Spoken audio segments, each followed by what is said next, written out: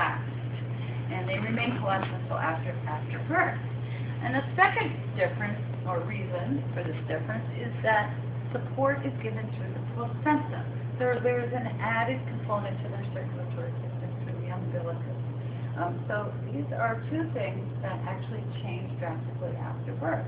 After birth, the infant is going to be using their lungs, and they no longer have the placenta supporting them. So there are going to be some changes. Now, what we find is that the circulation of the fetus needs to bypass the lungs. And to do that, there are two shunts in place. And those are found within the heart itself, or within and outside the heart. If you remember, venous blood is going to come to the right side of the heart through the inferior vena cava and superior vena cava, and that venous blood will then be pumped towards the lungs, right? Normally. But the lungs are collapsed. And if we allowed all that blood to be pumped through the pulmonary arteries to the lungs, that would mean that pressure inside that lung tissue would get really high, and it actually would prevent the lungs from developing properly. So we need to stop blood from going to the lungs. And to do that, we have two shunts in place. Our first shunt is going to be found between the right and the left atrium. Remember, blood is coming into the right side of the heart, into the right atrium. And normally it will go into the right ventricle and then into the pulmonary trunk, to the lungs. But our first shunting mechanism is in place. It is a small opening between the right and left atria. Okay? This opening is called the foramen ovale, the oval hole, essentially, the foramen ovale. And instead of all the blood going into the right ventricle, much of it will go through the foramen ovale from the right atrium and into the left atrium. From there, it goes into the left ventricle, plumped into the aorta, and it goes into general circulation, bypassing the lungs. But some of the blood still gets into the right ventricle. And some of that blood will still be forced into the pulmonary trunk and towards the lungs. So we need a second mechanism in place to reduce that, even that volume of blood from going to the lungs. And that mechanism is a shunt that is found between the pulmonary trunk and the aortic arch. It's hard to see here, but there's actually a tiny vessel in place, only in a fetus, and this is called the ductus arteriosus. It is a tiny vessel that connects the pulmonary trunk with the aorta, with the aortic arch. And this vessel will prevent blood from going from the pulmonary trunk to the right and left lungs. Instead of going to the right and left lungs, the blood will go into the aorta and then into general circulation. Now, even with that second shunting mechanism in place, still a little bit of blood gets to the lungs. That's okay. It's only a tiny little bit, and the growing tissues do need a small amount of blood for oxygen delivery. So those two mechanisms prevent blood from actually going to the lungs, so the lungs can remain collapsed and continue their development. And that's one of the first differences we see in the pre- and postnatal trial. The second difference is with our umbilicus. We see that the umbilicus is a connection between the abdomen of the fetus and the placenta. The placenta has a maternal side and a fetal side. And of course, the blood vessels do not mix at all. But what we have is, remember, blood coming from the left ventricle into the aorta and then going down the descending aorta. And when it reaches the bottom of the descending aorta, just like in an adult, we have a right and a left common iliac artery. And that goes for short term, and then it branches again into an internal and an external iliac artery. But here's where the difference is. Before birth, the internal iliac artery has a small branch or continuation that actually goes upwards and then exits the abdomen, and we have a right and a left, and these are the right and a left umbilical arteries. They actually come off the internal iliac artery. Exit the abdomen around the area of the umbilicus, or what will be the umbilicus, and then they twist around on on their way to the placenta. At the placenta, any carbon dioxide and waste products contained in those umbilical arteries will be dropped off, and nutrients and oxygen will be picked up, and there will be a single blood vessel returning to the fetus. The single large red blood vessel we see here contains highly oxygenated blood, and that is the umbilical vein. So in our umbilical cord, we have 2 umbilical arteries and a single umbilical vein. Remember, arteries carry blood away from the heart, and that's what these umbilical arteries are doing, is carrying the blood away from the fetal heart. And the umbilical vein, even though it contains oxygen and nutrients, it's red, it's bringing blood towards the fetal heart. And that umbilical vein will enter into the abdomen of the fetus, it will turn upward, and eventually join with the hepatic portal vein. So here we have the hepatic portal vein not only draining the spleen and the intestines of the fetus, we also have it actually joining also with our umbilical vein. This blood will be filtered by the liver, dumped into the hepatic vein, and then to the inferior vena cava. So we have that whole system here, again, different from after birth. Now, once the baby is born, there are some changes taking place. Well, the first change is that the baby finds itself suddenly from an environment where it's floating in fluids, an amniotic fluid, to an environment where there's a huge amount of air, and that air has pressure in it. In fact, about 750 some odd millimeters of mercury of pressure of air coming down at it, forcing the air into their airway, going down and into the lungs. In fact, this is one of the things that causes the baby to take their first breath. The actual atmospheric pressure forces air passageways and into the lungs, and these lungs will suddenly expand. When those lungs expand, a couple of things happen.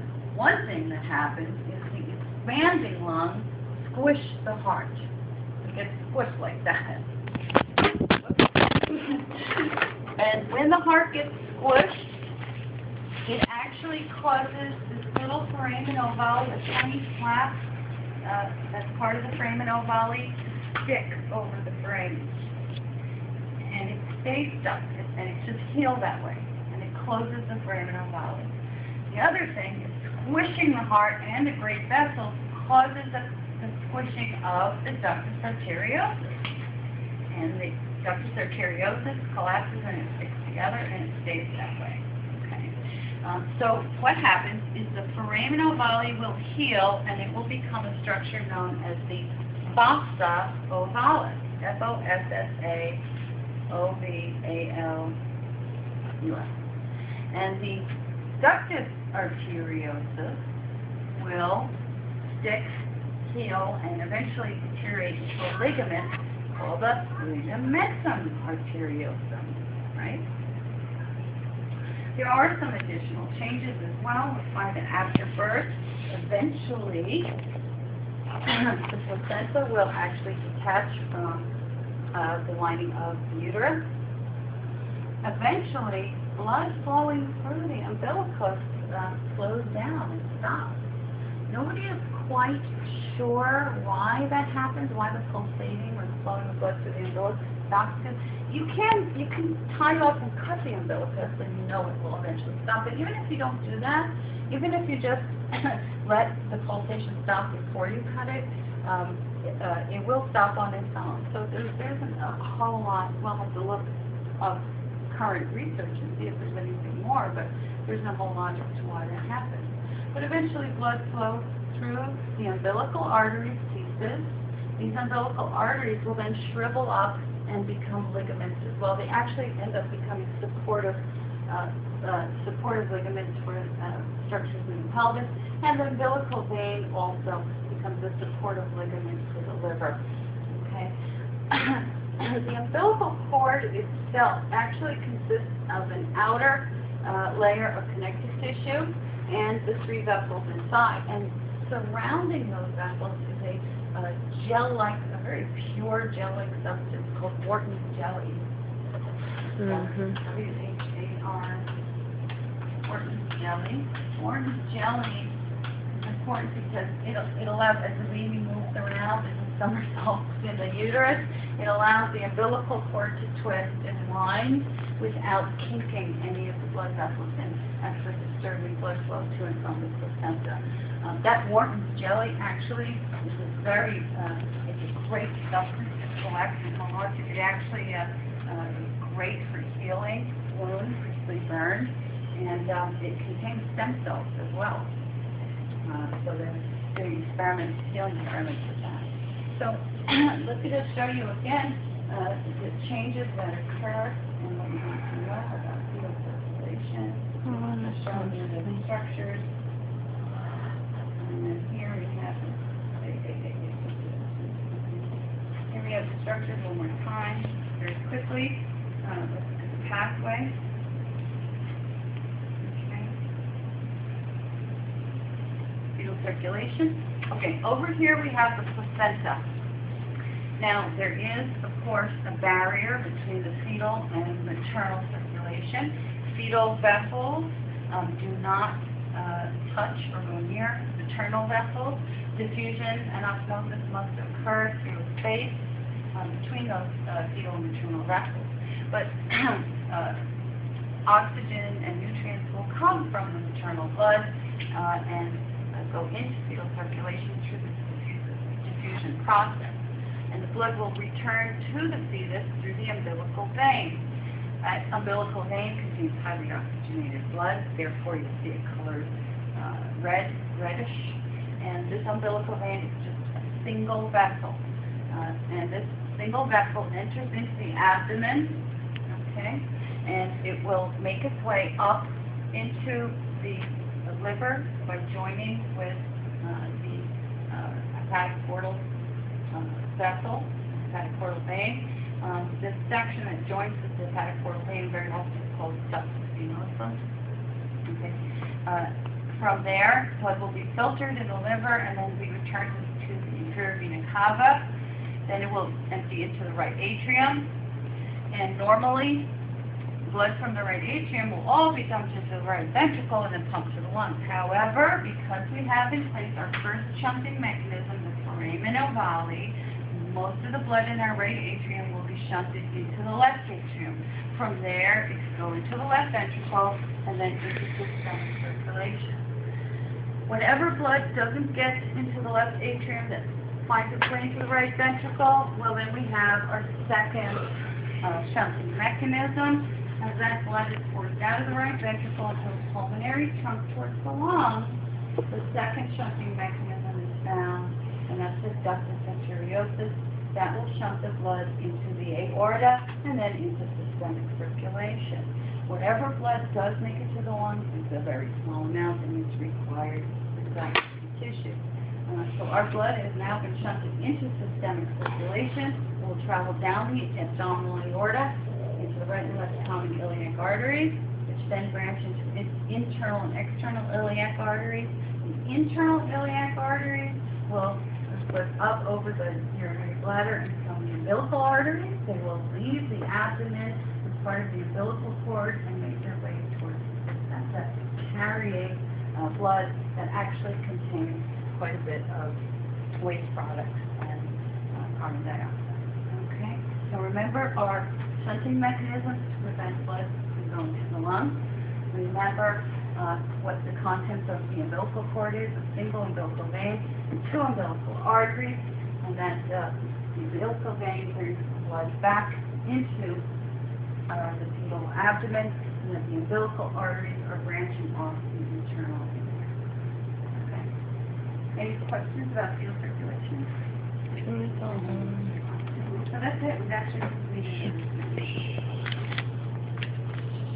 So look for your, look for questions in the question bank about, remember, the heart and the blood vessels and fetal and hepatic circulation. Okay? That's it? And the pathology is No. what we went through, you know. And that's it. Okay, anything to do with lymphatic, unless you're actually looking at or comparing vessel wall, a lymph vessel wall with a vein and an artery, anything else about lymphatics is part of the second. Okay. The second part.